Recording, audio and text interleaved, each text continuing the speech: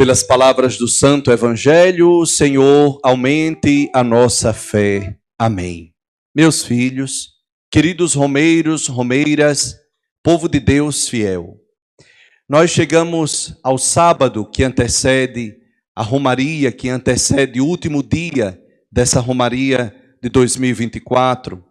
Depois de fazermos o grande percurso de caminhada, noite a noite, saindo com o Bom Jesus, paróquias, ruas, avenidas, vielas, famílias, comércio, clínicas, tantos lugares que esta imagem ou a imagem peregrina conseguiu entrar, conseguiu fazer a sua morada, mas há um lugar que há uma urgência para que o Senhor, o Bom Jesus, possa entrar. Verdadeiramente é o nosso coração. Precisamos pedir essa graça, porque sem a entrada dele, do nosso coração, a Romaria foi bonita, vai ser bonita, pelos fogos, pelo oba-oba, pela multidão ou pelas multidões que acorrem a cada ano para estar próximo ao Bom Jesus, ou como diz o hino desse ano, um dos hinos do Romeiro, composto por um dos cantores da nossa cidade: vim visitar o Bom Jesus. Sou peregrino, sou romeiro, vim visitar o Bom Jesus. Mas não é só isso. Precisa que o Bom Jesus entre no profundo do nosso coração. É necessário que verdadeiramente nós abramos as portas do nosso coração para que ele, logo no começo deste ano, possa entrar no nosso coração, faça morada no nosso coração, penetre no íntimo de cada um de nós, e entrando no íntimo do nosso coração, toda a nossa vida será mudada e nossa ação, nosso agir, nosso comportamento, nossas atitudes serão mudadas pela ação amorosa, misericordiosa do Bom Jesus dos navegantes. Há um problema muito sério que nós, como cristãos, e principalmente que nós católicos, precisamos resolver. Nós cantamos bem, louvamos bem, escutamos a palavra, comungamos o seu corpo e o seu sangue, trazemos nossas intenções aos pés do altar, mas parece que tem horas que a gente diz: até aí, daí você não passe, porque para entrar no meu coração, na minha vida, Deus precisa da minha permissão, porque a chave do meu coração está por dentro. E a mesma palavra nos diz que ele não é um ladrão, ele não chega arrombando, pulando o muro, mas num ato de amor, num ato de fé, num ato de liberdade espontânea, eu digo: entre, faça morada, entre no meu coração, na minha vida. E ao entrar na minha vida, na minha história, tudo aquilo que nós chamamos de existência é transformado pela graça de Deus. Nossos pensamentos, nossas palavras, nosso olhar, nossas atitudes, nosso pensar.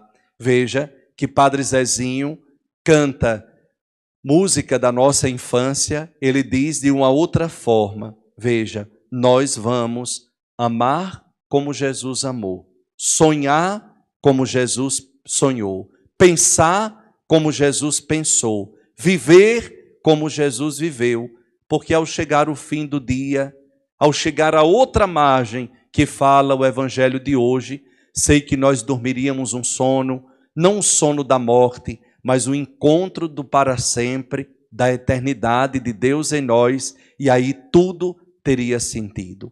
Por isso que há um pedido, diante de tantos pedidos que nós romeiros trazemos ao Bom Jesus.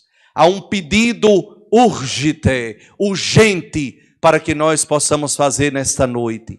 Há um pedido, queridos romeiros, há um pedido, povo devoto, há um pedido, você que nos acompanha pela transmissão em casa, peça a transformação do seu coração.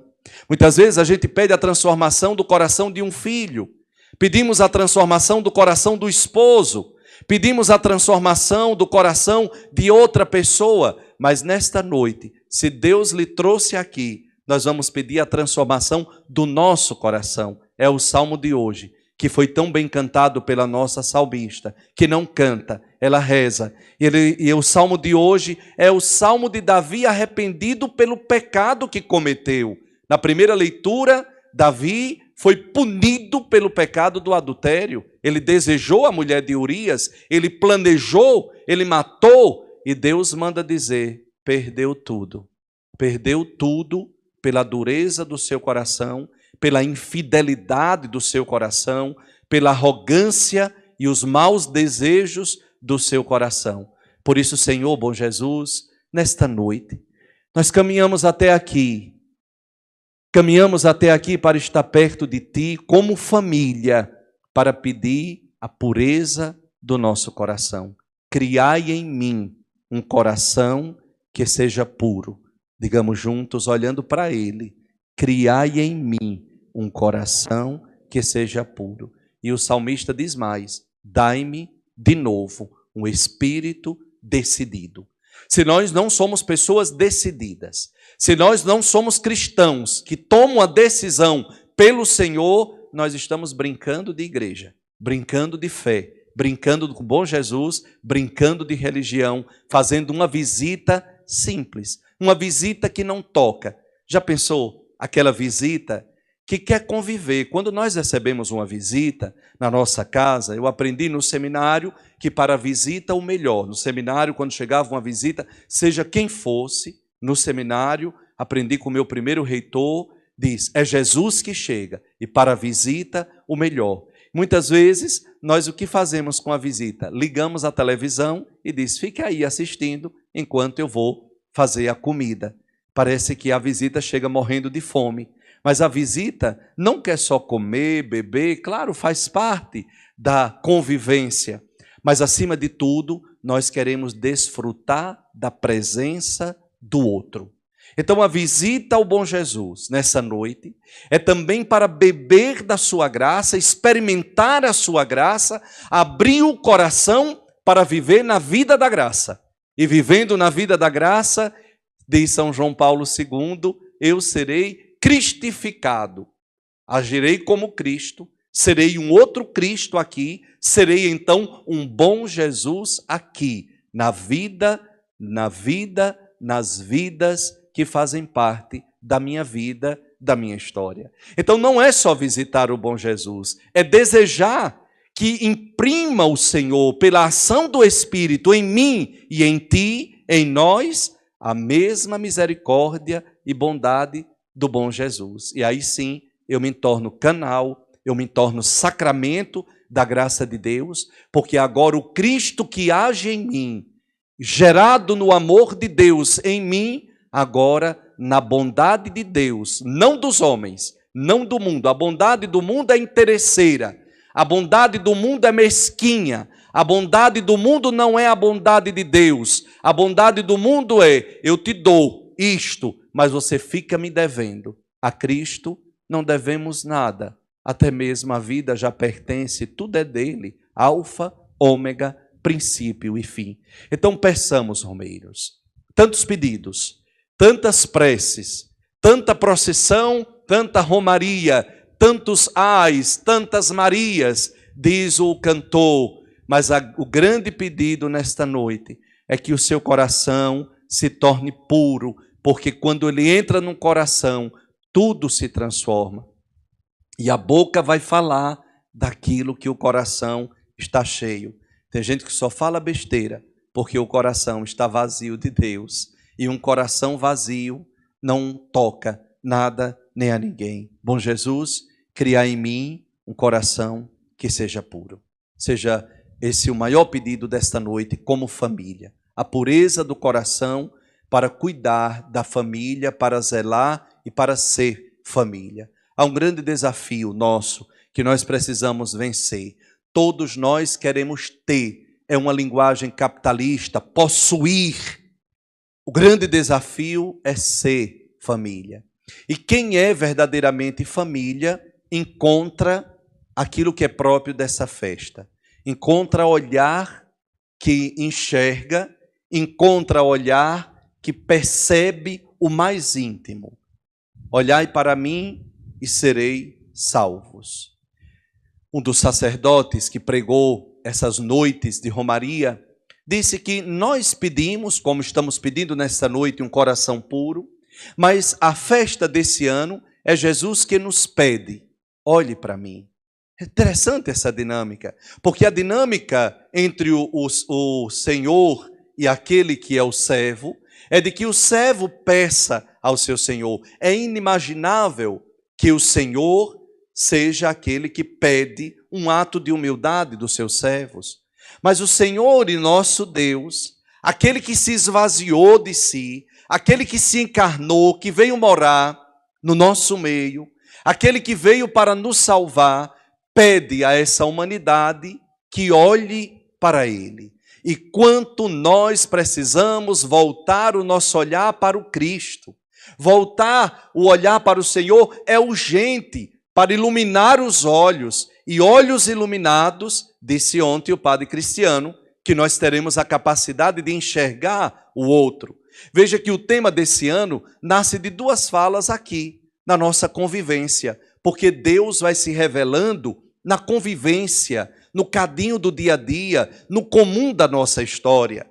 Uma paroquiana que chorosa me procurou e disse: padre, moro com 10 pessoas e ninguém enxerga o que eu faço.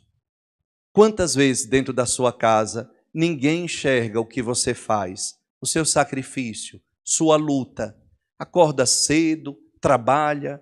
Tem gente que só cobra, só exige, só critica, não é capaz de reconhecer o sacrifício. E ela acrescentou mais que os filhos olham para ela, principalmente quando está próximo a receber a aposentadoria. É o olhar da ganância, é o olhar do utilitarismo. E é verdade, o olhar nos revela, o olhar nos diz como nós somos, o olhar nos desvela verdadeiramente, porque os olhos são as janelas da nossa alma. Quando taparam a nossa boca com uma máscara, logo os olhos ficaram em evidência. E os olhos nos diz muitas coisas, algumas doenças reveladas pelos olhos amarelados, pelos olhos caídos, como tristeza, ansiedade, doença, mas há olhares de reprovação, olhares de crítica, há olhares de condenação, olhares de desejo, olhares de preconceito, olhares que nos secam. Tem gente que tem um olhar que seca, que rouba a nossa força, a nossa energia. É o olhar de cururu, o olhar de inveja, o olhar que destrói. Precisamos voltar a olhar para Ele. O cristão que olha para Ele, seus olhos são iluminados, porque Ele é o mestre que nos ensina a olhar como se deve ser olhado. Ou melhor, Ele nos ensina não a ver, porque ver é com esse. Ele nos ensina a enxergar. E de novo, a gente volta para o Salmo. Para a primeira coisa, criai em mim, Senhor, um coração que seja puro, e um coração curado pela graça dele, o bom Jesus, é um coração que enxerga. E aqui eu pergunto nessa noite, você enxerga as pessoas que estão dentro da sua casa? Ou você só vê? Ver é dizer, olha, quem passou por aqui. Mas quem vê não se envolve. Quem enxerga, percebe. Percebe que a pessoa não está bem, percebe que está triste ou preocupado ou desanimado, percebe que tem alguma coisa errada. Veja como o exercício do enxergar é o exercício do coração. Exupéry, no Pequeno Príncipe, diz: o essencial é invisível aos olhos e só se vê bem como, minha gente, com os olhos do coração. Porque quem nos olha com o coração nos enxerga, nos vê além das aparências. Precisamos reaprender a olhar de novo as pessoas. Que você reaprenda como esposa a olhar de novo o seu esposo. Porque quando os olhos do coração cegam na família, você começa a abrir esses olhos e só enxerga o defeito. E aí começa a criticar. Os olhos da crítica. Você está gordo, você está gorda, você está feia, você está buchudo, você está enjoado, seus cabelos tão brancos, e começam as críticas desnecessárias. Olhos abertos, corações fechados, corações cegos. Criai, Senhor, de novo em mim olhos que possam enxergar a minha família, meu casamento, meu filho, meu esposo, meu padre, minha comunidade, não com os olhos da carne, mas, Senhor, dai-me a graça, bom Jesus, de olhar de novo com os olhos do coração.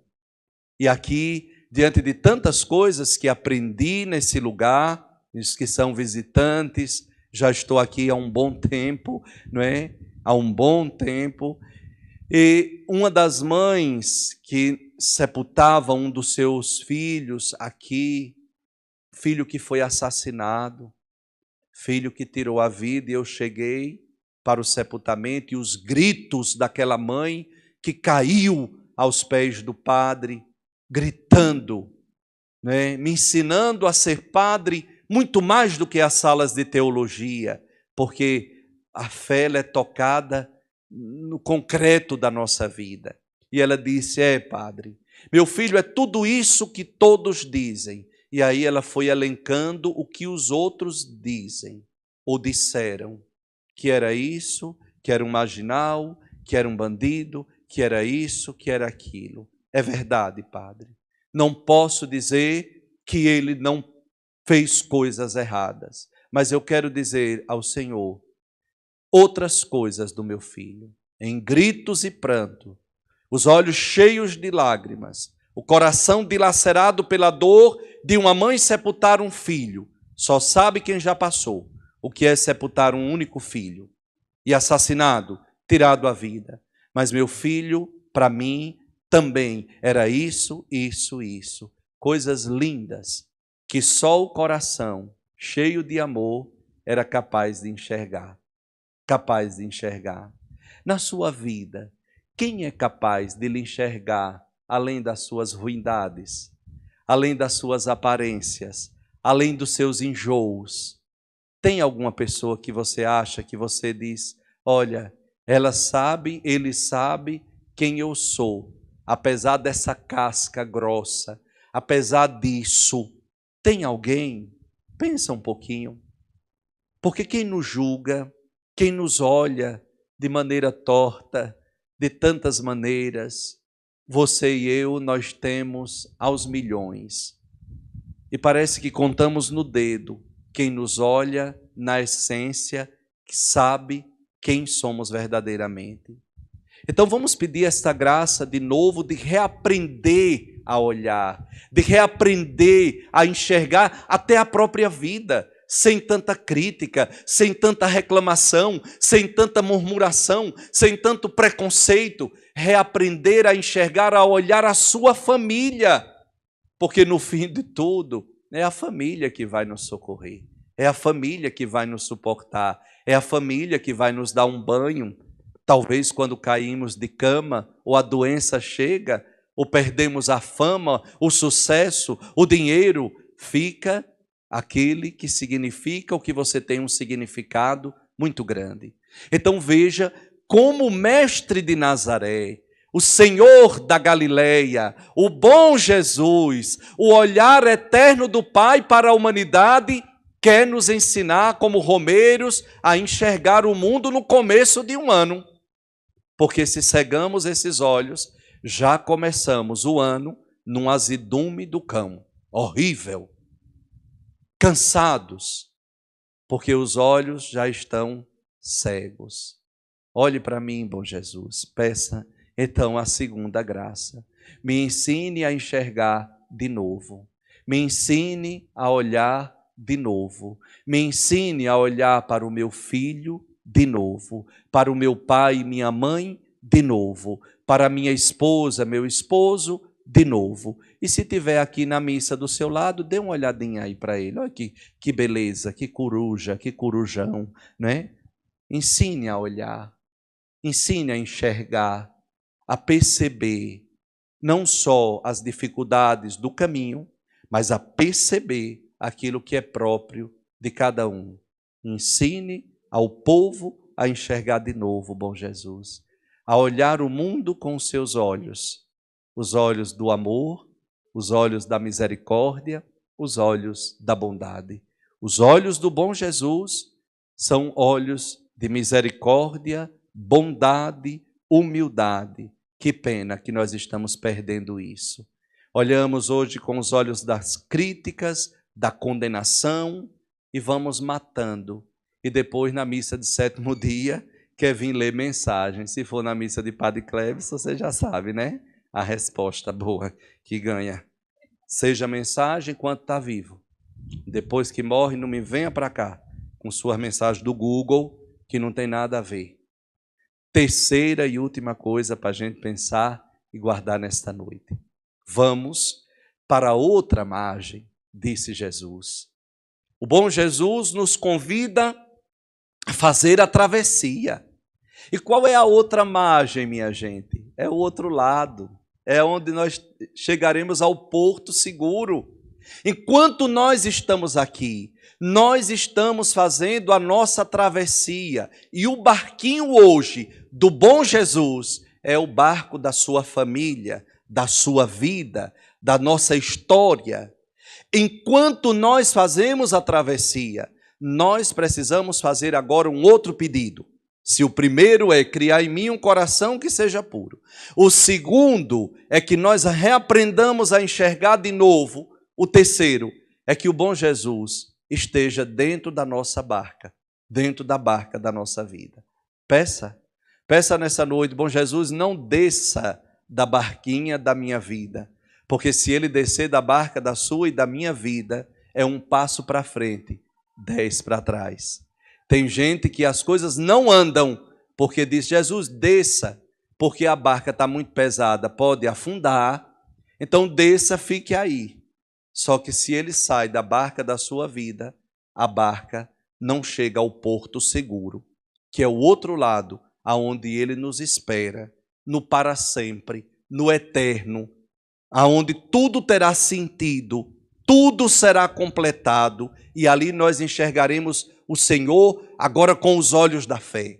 Abriremos os olhos e enxergaremos tal qual Ele é, aonde Ele nos espera. O dia feliz, o dia que nós caminhamos. Hoje eu estou mais perto desse dia do que ontem. Mas a gente gosta de ficar aqui. Agora não, bom Jesus, demore mais um pouquinho, não é assim que a gente diz, mas será inevitável a nossa caminhada, a nossa corrida até lá. E enquanto a travessia acontece, ele tem que estar dentro da barca. Por quê? Porque a tempestade chega, minha gente, para todo mundo.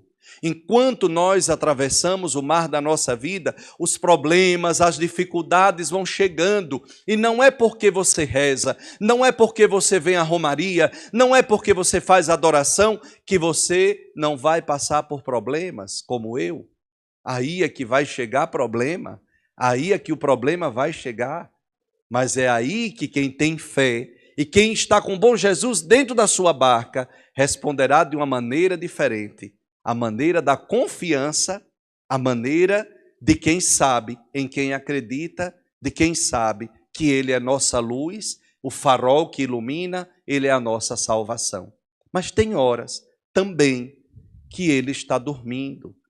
Parece que as ondas que representam no evangelho de hoje o mal, que representa a morte, o mar representa o mal e a morte. E tem horas que o mal quer nos engolir, quer destruir a barquinha da igreja, a barquinha da nossa vida, a barquinha da nossa família, a barquinha do casamento de vocês, a barquinha do meu sacerdócio. Tem horas que as ondas são imensas. E tem horas que parece que ele se esqueceu de nós. Há um silêncio de Deus. E os discípulos, o que faz? Na hora disso, na hora da agitação, tem gente que procura o que não presta. Tem gente que desespera. Tem gente que se afasta da igreja. Os discípulos não. Gritam ao Senhor. Senhor, nós estamos perecendo. Não te importas conosco? Não te importas conosco? E como ele importa? Da roça de onde eu venho, se diz que quando Deus demora, ele já está mais da metade do caminho. São Paulo diz: sofra com paciência as demoras de Deus. Porque são nas demoras de Deus, naquilo que parece que Ele não nos responde, parece que Ele silenciou, que a nossa fé está sendo provada, que a nossa fé está sendo alicerçada, que a nossa fé está sendo solidificada. Porque só tem fé quando o milagre acontece, quando a graça que você pede se alcança, só tem fé nessa hora. Por isso que o Senhor, então, parece que silencia e Ele se levanta. É aquele que precisa se levantar, como está de pé dentro da sua barca, e amanhã veremos dentro do rio esta cena do evangelho de hoje, que emociona quando o bom Jesus entra.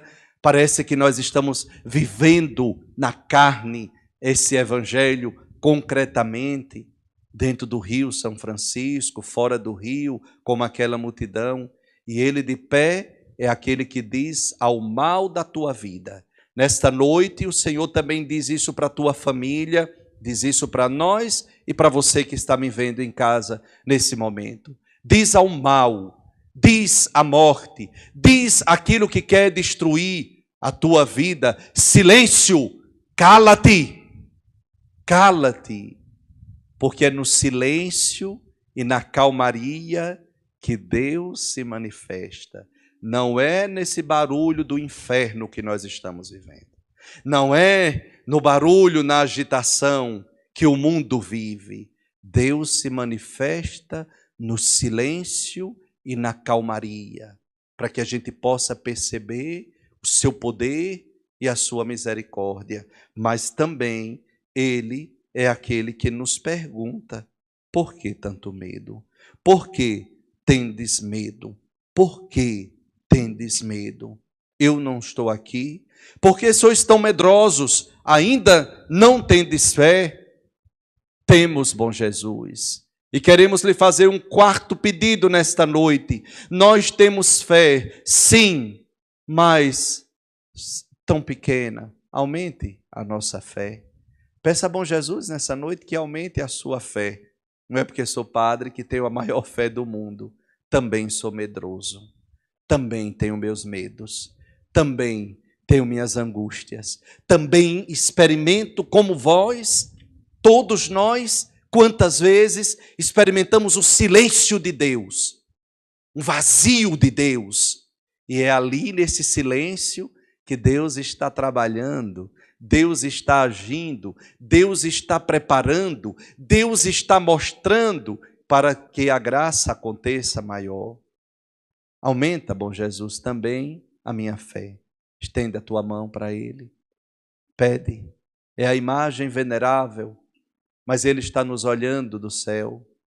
Que você possa, com a sua mão estendida, dizer: Senhor, eu também sou medroso. Quais são os seus medos? Qual é o medo que você tem no seu casamento, na sua família? Qual é o medo que cerca o seu coração? O medo que paralisa? O medo que faz com que você não vá para frente nem para trás? Diga, bom Jesus, nessa noite, por que você é tão medroso? O que é que lhe causa esse medo? Temos medo da morte, medo de perder aqueles que nós amamos, medo de perder o emprego, medo de um exame, medo de alguém. Tem pessoas que nos causam medo, pânico. Senhor, nesta noite, eu quero dizer a Ti os meus medos. Por que tendes medo? Será que não tendes fé? Temos, bom Jesus, mas aumente a nossa fé. Tu que acalma o mar, acalma as tempestades, devolve a fé aos nossos corações. Devolve nesta noite. Tu que até o vento e o mar obedece. Tu que até o vento e o mar obedece.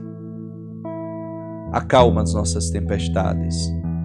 Devolve a paz aos nossos corações, bom Jesus. Faz-nos experimentar a calmaria. Faz-nos experimentar tempos de graça. Começamos este ano olhando, vim visitar o bom Jesus para aprender a enxergar com um coração semelhante ao teu. Conduz a barquinha da minha vida, bom Jesus, ao longo deste ano. Já estamos no final do primeiro mês. E talvez a tempestade já chegou na sua vida. Mas o Senhor é aquele que está dizendo: silêncio, cala-te. Acalma o meu coração. Cantemos.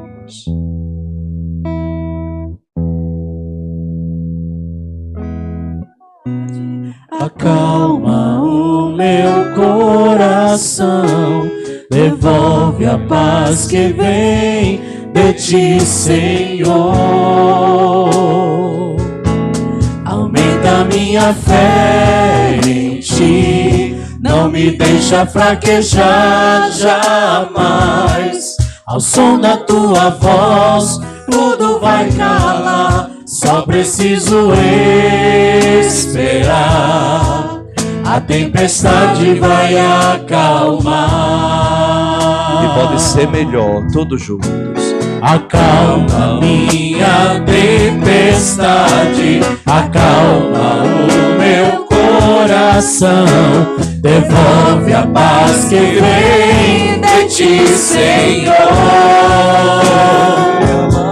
Aumenta minha fé em ti, não me deixa fraquejar jamais. Ao som da tua voz, tu vai calar. Só preciso esperar, a tempestade vai acalmar. Uma forte salva de palmas ao bom Jesus, que nessa noite reafirma o seu amor por nós.